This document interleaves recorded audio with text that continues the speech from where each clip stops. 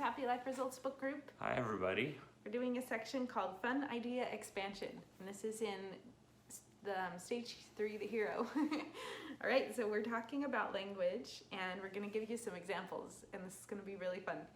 You want to start? Okay, the next section is for getting the creative, curious juices flowing about language and how we integrate it.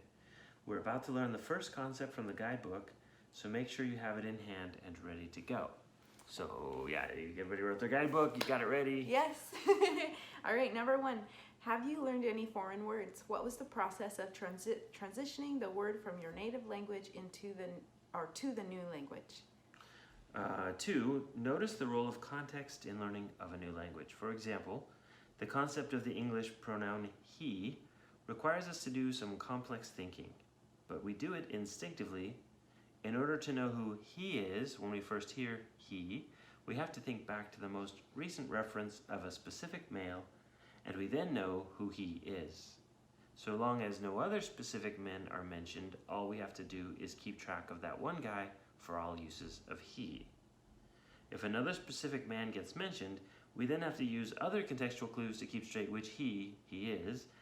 As long as the context isn't too elaborate, we can keep the he straight. So you want to do the example? See Spot run. He is fast. See Tom run. He is slow. He runs fast and he runs slow. Does he bite? Who's the he? You probably kept track of it in your head without even really realizing it. Okay, you have likely assigned a lot more context in your mind right now about Spot than what I provide in the sentence. And you instinctively felt like you knew which he the sentence is asking about. You probably also have a general idea of what he looks like. Spot? What does Spot look like? In your head right now, what does Spot look like? Yeah. You probably also have a general idea about Tom's age. Where did it all come from? Where did all that come from? It's certainly not in the words above. In order to make sense of the incomplete information around us, we have adopted patterns of instinctively fabricating input. In order to fully integrate new ideas, especially very different ideas, the hidden contexts and associations will also be brought into play. Yeah, so when we talked about he, did you think Spot was a dog? Did you think it was a grandpa? Does he bite? Does he bite? Yes, especially if you've learned English as a first language in school, you may have come across these kinds of beginning readers where you're talking about spot running and just really basic words.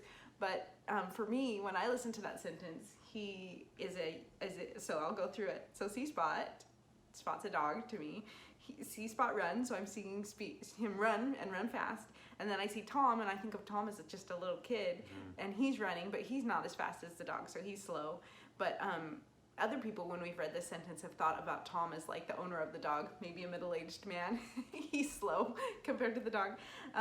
He runs fast and he runs slow, so does he? And then does he bite? And then does he bite? We didn't, in the sentence, it doesn't say which one. Does Tom bite? Is it the one that runs fast or the one that runs slow? and it is fascinating because you could, especially if you ever had one of those readers as a kid about Spot and Tom, it would be obvious, it would feel obvious that Spot is a dog. Yeah. But really, it isn't. See Spot run. He is fast. And we don't even know they're humans. Right. Spot could be anything that runs. Yes. Yeah, like a washing machine. That's good. I never thought of that. Spot. See Spot run. Spot it closes. Does it bite? If you put your fingers in the way, it can bite. A blender. Oh, wow. Gee, that bites. Okay, so yeah. The context was something you just added, and so realizing that that's a function that we do, we add that fabricated input all the time, gives a chance to back up and say, wait, I'm adding that? That wasn't there? Yeah, this is exciting. Yeah. It's exciting. It seems like, well, yeah, that makes sense, and what you're saying makes sense, so what are you trying to say? You know, like, it kind of seems maybe simplistic. So we're going to go into it more in tomorrow's. And we're going to give a second example, so it's exciting. So we'll see you guys tomorrow. See you tomorrow.